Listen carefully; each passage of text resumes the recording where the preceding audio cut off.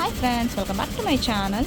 ಇದನ್ನ ಒಂದು ಬ್ಯೂಟಿಫುಲ್ ಆಗಿರೋ ಡಿಸೈನ್ ಹಾಕಿದ್ದೀನಿ. ಇದು ಬಂದು ಬೀಡ್ಸ್ ವರ್ಕಲ್ಲಿ ಯಾವ ರೀತಿ ಫಿನಿಶಿಂಗ್ ಬಂದಿದೆ ಅಂತೇಳಿ ತೋರಿಸ್ತಾ ಇದ್ದೀನಿ ನೋಡಿ.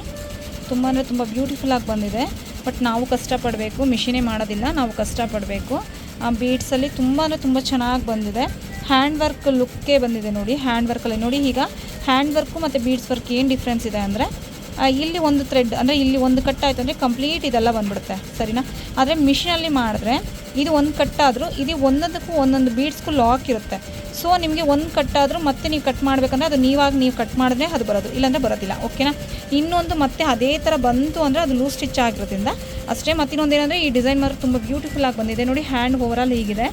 ಇದು ಬಂದು ಒಂದು ಮೆಚ್ಯೂರ್ ಫಂಕ್ಷನ್ಗೆ ಅಂತ ಮಾಡಿರೋಂತಹ ಡಿಸೈನು.